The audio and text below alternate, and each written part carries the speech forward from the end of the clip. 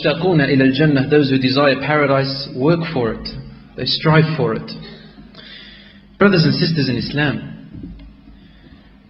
the Prophet ﷺ described a mu'min in this life, and he said, "Ad-dunya sijnul mu'min wa jannatul kafir." It is the prison of a mu'min, of a believer, and it is the paradise of a kafir, one who rejects Allah. Yes, it is a paradise, because they believe that this is the only life they're going to live. It's only one life. They say it's a short life, so we might as well make the best of it. Get as much as we can from it. A mu'min doesn't think that way. He sees that everything in this world always calls him and her to doing haram things. It makes it difficult for us to worship Allah correctly and sincerely. It makes it difficult, especially in our time today, where the Prophet ﷺ said, there will come a time when Al-Qabidu ala dinihi kal-Qabidu ala jamratin min nar. The one who is holding onto his religion is like one who is holding onto a coal of fire. It's intense.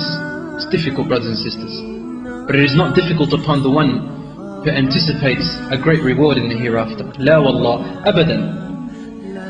Imagine you are a prisoner, or imagine you are an outcast, a stowaway, and you're stuck on an island. Or you are in a strange land, you have no family, you have no food, you have no water, and you just anticipate to getting back to your family, back to your home. Imagine what kind of a feeling that type of a person would be feeling when he is in a strange land, imprisoned, encaged. He will do anything and struggle in any way just to get back to his family, get back to his home, get back to security, wouldn't he? Sometimes even if it meant his life.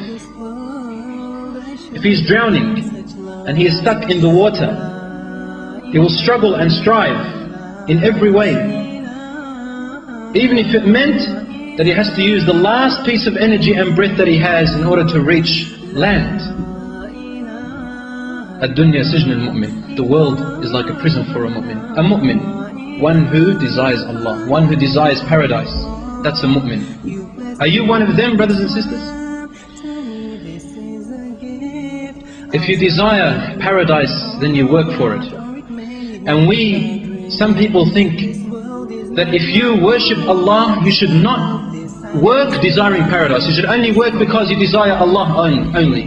But this is wrong, and it's not the aqeedah of a Muslim. Because Allah subhanahu wa ta'ala says in the Quran, يَعْبُدُونَهُ طَوْعًا وَكَرْهًا. They worship Allah in hope and in fear. طَوْعًا وَكَرْهًا. وَطَمْعًا. And also greedy for Jannah. Because in the time of the Prophet ﷺ, if their companion was in need, you would find that one of them, subhanallah, the one typical companion would always put his brother in his place. Allah says in the Quran, وَيُؤْثِرُونَ عَلَىٰ أَنفُسِهِمْ وَلَوْ كَانَ بِهِمْ خَصَاصَةٌ. And they would deny themselves things when they themselves needed it in order to provide it for their brothers in Islam. Yes, if they were attacked by some people, they would go out and they would beat each other to the battlefield to defend the women and the children. Not only that, the companions would race each other. And you would find in those days, read the seerah, a companion would grab his brother from behind in his shirt and he would pull him to the back, throwing him behind him. Why? Because he says to his brother, Wallahi, you will not die before me, I will defend you instead of you defending me. I will not, you defend me, I am not better than you. This is how they were. They loved each other to that extent because they loved paradise and they wanted to meet in paradise.